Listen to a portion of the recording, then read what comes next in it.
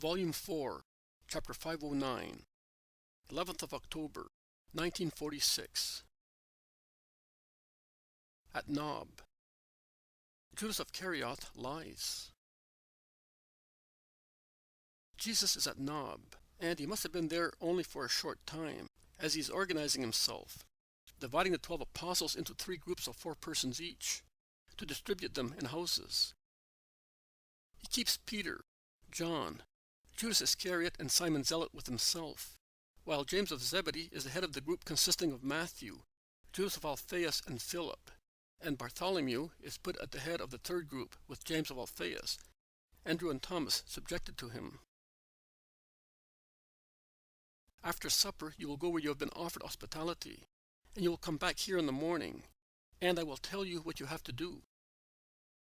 We shall be all together at meal times. Remember what I have told you many times, that you must preach my doctrine also through your way of living together with one another, and with those who receive you in their houses. So, be sober, patient, honest in speaking, acting, in looking, so that justice may issue from you like a perfume. You know how the eyes of the world are always watching us, to slander us, or to study us, and also out of veneration. But those respecting us are the least of the many eyes watching us.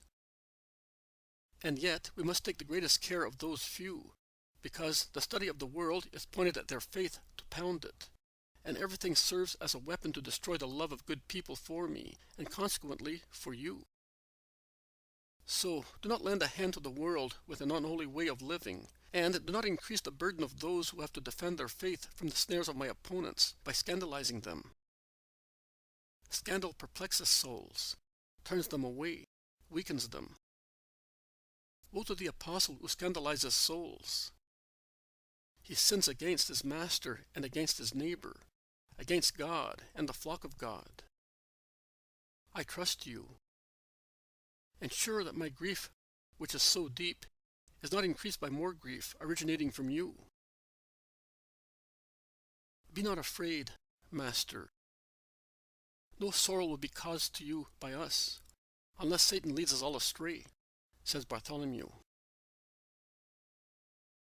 Anastasica, who is in the kitchen with Elisa, comes in and says, "Supper is ready, Master. Come down while the food is still warm. You will refresh yourself. Let us go." And Jesus stands up, following the woman down the little staircase which, from the upper room, where some beds have already been prepared, descends to the little kitchen garden. He then enters the kitchen, which is made pleasant by a lively fire.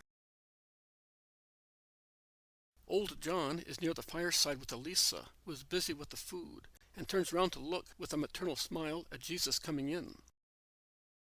She then hastens to pour into a large tureen the wheat or barley cooked in milk, which I already saw Mary of Alphaeus serve at Nazareth before the departure of John and Syntyche. Well, I have always remembered that Mary Clopas told me that you like it, and I had kept the best honey to make it, also for Margium. I am sorry that the boy has not come. Nike kept him with Isaac, as they are leaving tomorrow at dawn, and she has taken advantage of the wagon as far as Jericho to fulfill the mission of which you are aware. Which mission, Master? Asks the Iscariot with interest. A very womanly mission, to bring up an infant. But the infant does not need milk, but faith, because he is an infant in spirit. But a woman is always a mother, and she knows how to do such things. And once she has understood, she is as good as a man, with the power of her maternal kindness over and above. How kind you are to us, Master, says Elisa, looking at Jesus so lovingly, as if she were caressing him. I am truthful, Elisa. We people of Israel, and we are not the only ones, are accustomed to look at and consider woman an inferior being. No, If she is subjected to man, which is just, if she has been struck more severely by punishment for Eve's sin, if her mission is destined to be carried out among veils and in dim light, without showy deeds or words, if everything takes place in her as if it were choked by a curtain, she is not less strong or less capable than man. Even without remembering the great women of Israel, I tell you that there is great strength in the heart of a woman. In her heart, as in the intelligence of us men. And I tell you that the situation of women is about to change with regard to customs as well as with regard to many other things. And it will be just, because a woman will obtain grace and redemption particularly for women, as I will do for all men. A woman? And how can you expect a woman to redeem? Remarks Judas of Kerioth with a mocking laugh. I solemnly tell you that she is already redeeming. Do you know what to redeem means? Of course I do. It is to remove from sin.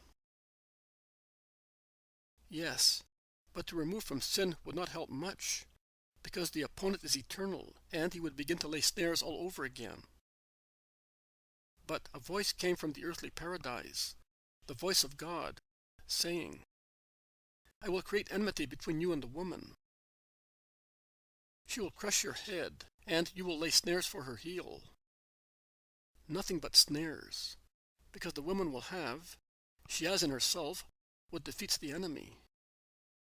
So she has been redeeming since she existed. An active, although concealed redemption.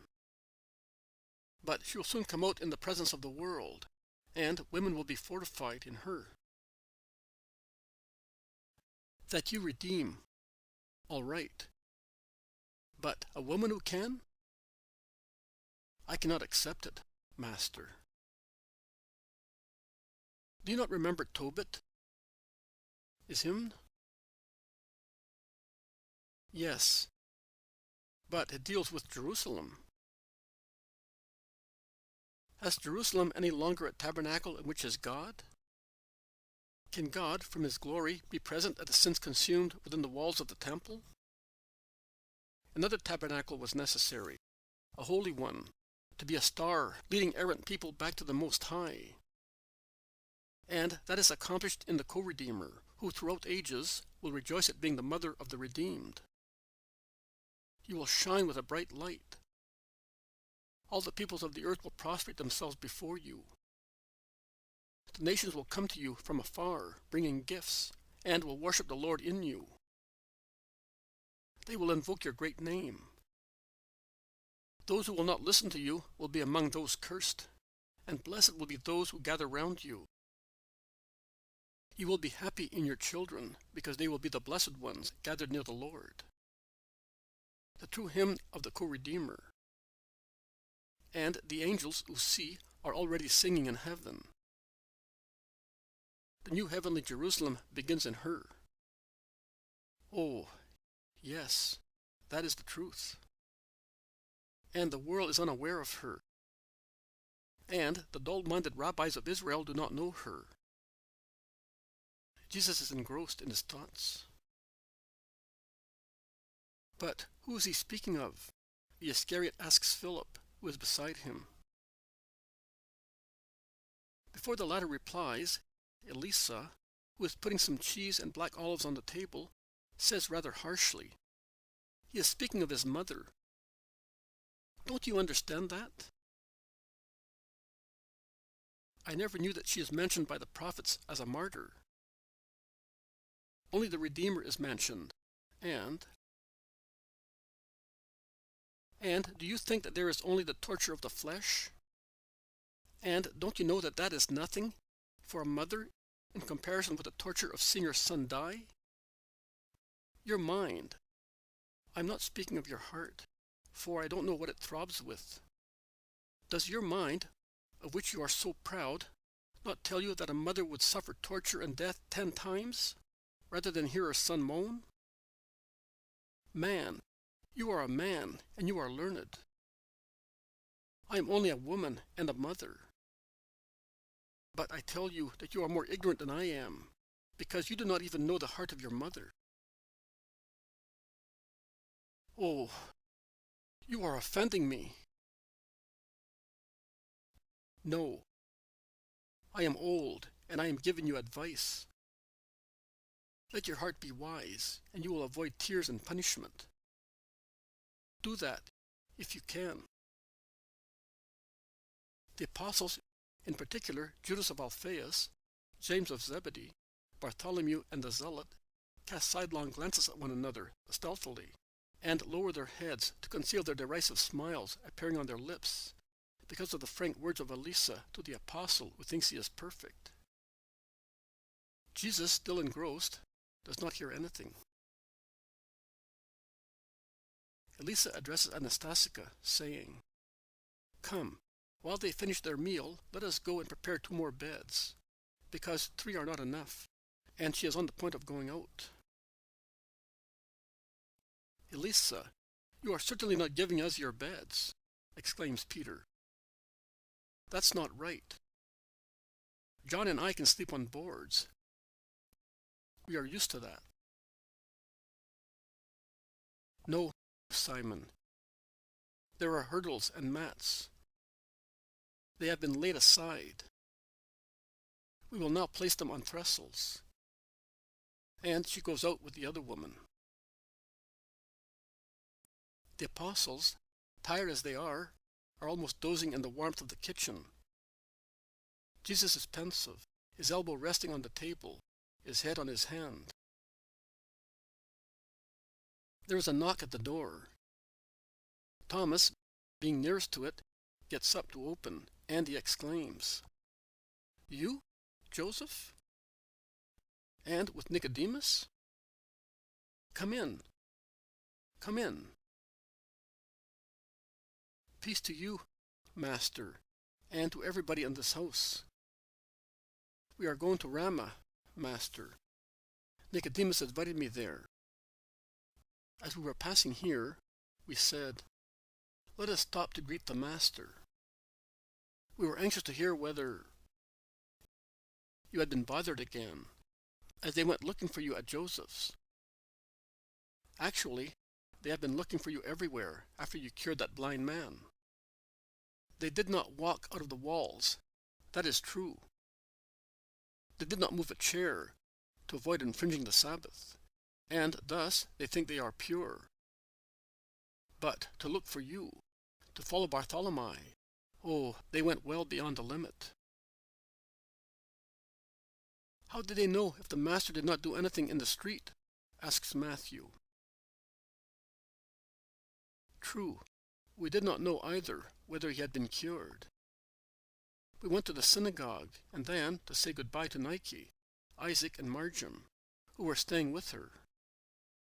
Then, after sunset, we came straight here," says Peter.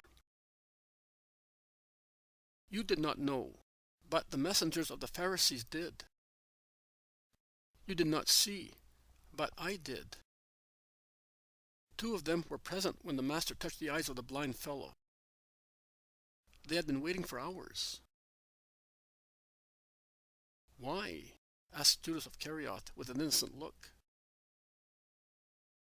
"Are you asking me?" "It's strange. That's why I'm asking."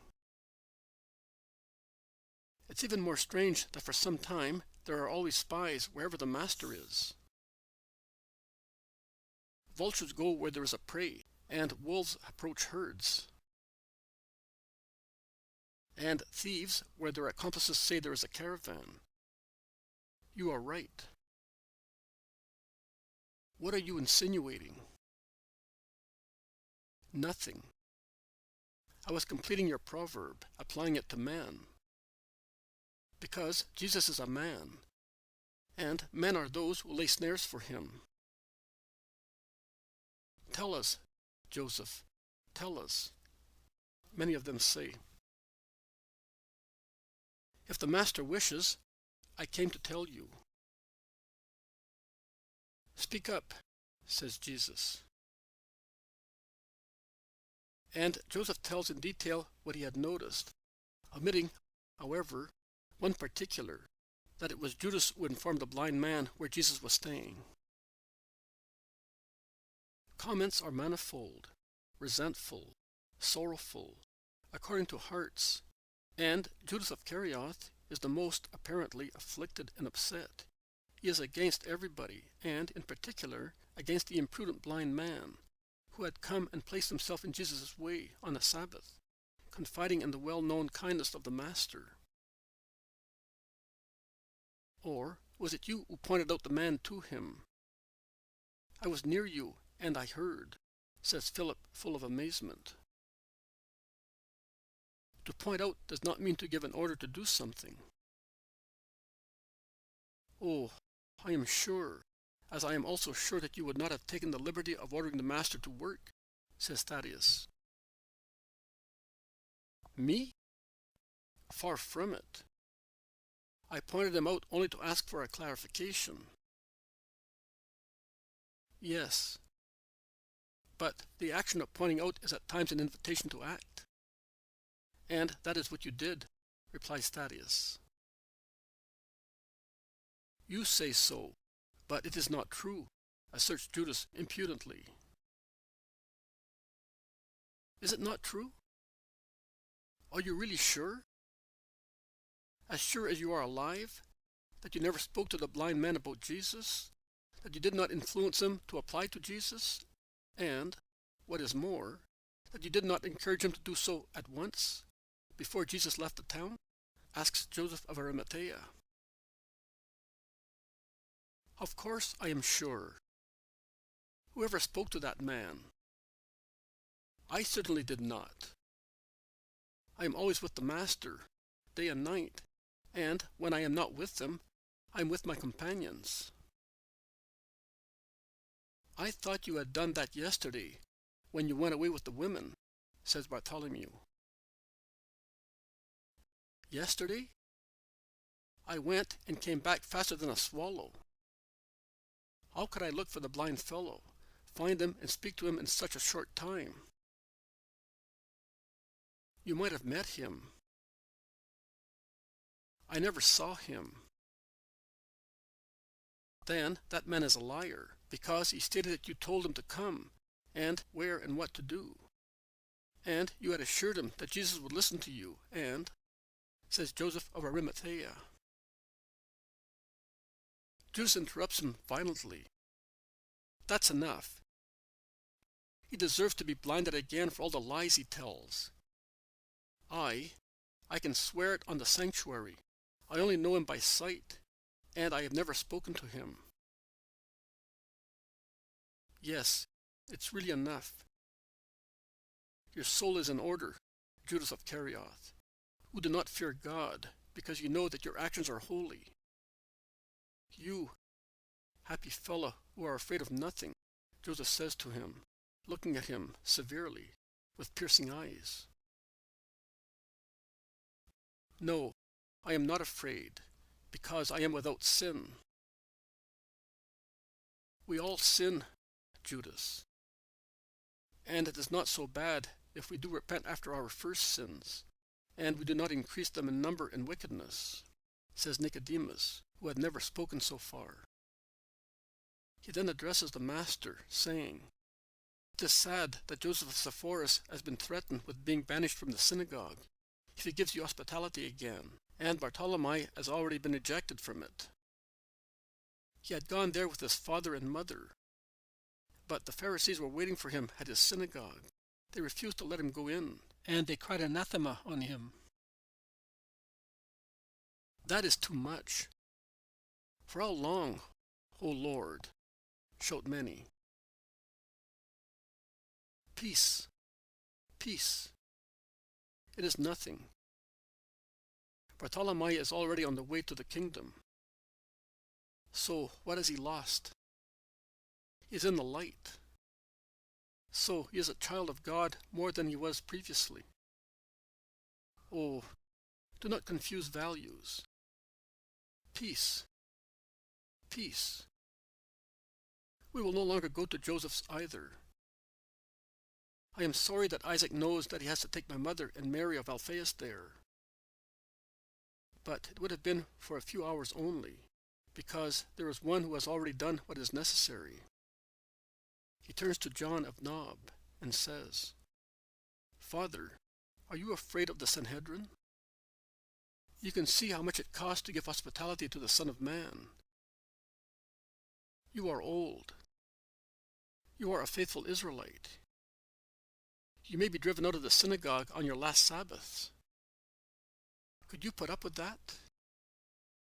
Speak frankly, and if you are afraid, I will go away. There must be still a den in the mountains in Israel for the Son of God." "I, Lord? But of whom shall I be afraid but of God? I do not fear the mouth of the sepulchre. On the contrary, I look at it as a friendly thing. And shall I be afraid of the mouths of men? I would be afraid only of the judgment of God, if for fear of man I should drive away from me Jesus, the Christ of God." "All right. You are a just man. I will stay here, when I am not in the nearby villages, as I intend to do once again." "Come to Ramah, to my house, Lord," says Nicodemus. "And if that should harm you? Do the Pharisees not invite you with evil intentions? Could I not do it to study your heart?" "Yes, Master. Let us go to Ramah. My father will be so happy if he is at home. And if he is not there, as often is the case, he will find your blessing when he comes back," says Thomas imploringly. "We will go to Ramah as the first place. Tomorrow." "Master, we are going. Our mounts are outside, and we shall be at Ramah before the end of the second vigil. The roads are white in the moonlight, as if a pale sun were shining on them. Goodbye, Master." "Peace be with you," says Nicodemus. "Peace to you, Master. And listen to a good piece of advice from Joseph the Elder. Be somewhat shrewd. Look around yourself. Open your eyes and keep your lips closed. Act, but never say beforehand what you are going to do. And do not come to Jerusalem for some time, and if you come, do not stop at the temple except for the time necessary to pray. Do you understand me? Goodbye, Master. Peace to you." Joseph has put much stress on the words that I have underlined, and while saying them, he was gazing intensely at Jesus. His very eyes were a warning. They go out into the little kitchen garden, white in the moonlight. They untie 2 strong donkeys, which were tied to the trunk of a walnut tree. They mount, and depart along the solitary white road. Jesus goes back into the kitchen with his apostles. But what did he mean, after all? And how did the Pharisees find out? What will they do to Joseph of Sepphoris? Nothing. Just words. Nothing but words. Forget about it. It is all over, and without any consequence. Let us go. Let us say our prayer and part for the night. Our Father. He blesses them. He looks at them go away. Then, with the 4 whom he has kept, he goes up to the room where the beds are.